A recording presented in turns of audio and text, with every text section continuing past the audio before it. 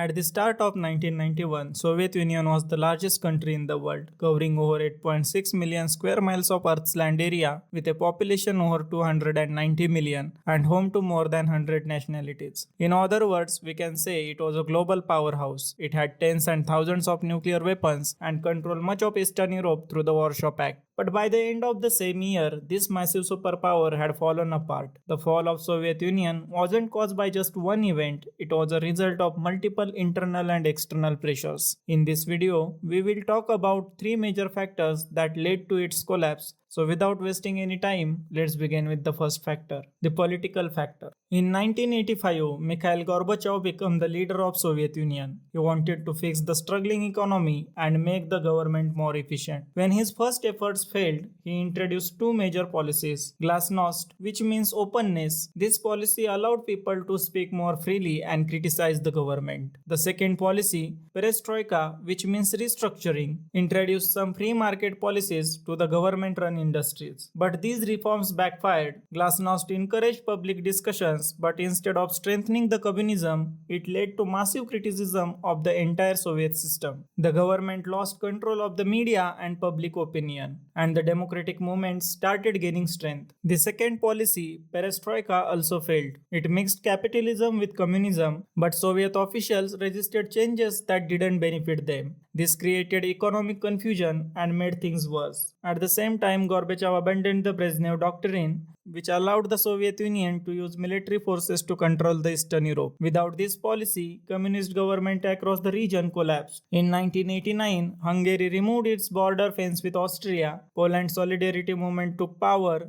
and the Baltic states moved towards independence. Most importantly, the Berlin Wall fell, which ended Soviet control over the Eastern Europe. The Soviet Union was quickly losing power, and this political crisis played a major role in this downfall. Now let's talk about the economic factor. The Soviet Union had one of the biggest economies in the world in 1990. Even though everyday people struggled to buy basic goods, shop ran out of products and people started stockpiling the supplies. This caused a growth in black market, making up more than 10% of the country's economy. For years, the Soviet economy had been stagnant, it wasn't growing, and the Gorbachev Perestroika reform failed to fix it. The government raised wages without having enough money, and to solve this, they printed more. This led to high inflation, where prices kept rising, making life even harder. Another major blow came from falling oil prices. The Soviet economy relied heavily on oil and gas export. In the 1970s and 1980s, the USSR was one of the world's largest energy producers, and selling oil kept the economy going. But then in 1980s, oil prices collapsed. In 1980, oil was $120 per barrel.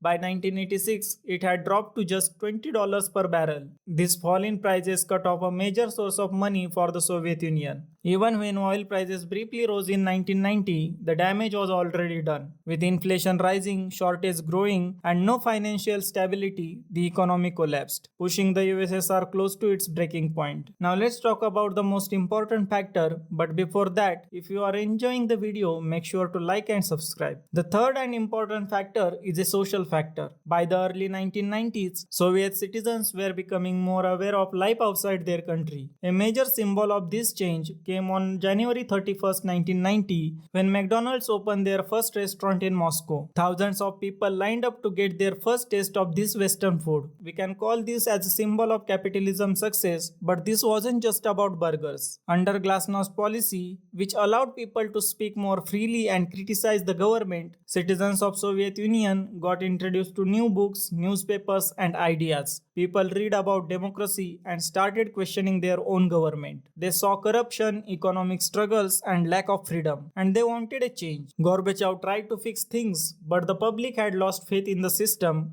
By the 1991, the government had no real support left. In August 1991, communist hardliners staged a coup to take back the control, but instead of saving the USSR, the coup backfired and made things even worse. And the Soviet Union was now in the free fall. Apart from these factors, the Soviet invasion of Afghanistan, the Chernobyl disaster, and Soviet defense spending have their fair share in the fall of Soviet Union. On December 26, 1991, the Soviet flag was lowered from the Kremlin for the last time, marking the official end of USSR. Political crisis, failing economy, and lack of trust in government caused the fall of Soviet Union. Let me know your thoughts in the comment section and don't forget to like, share and subscribe.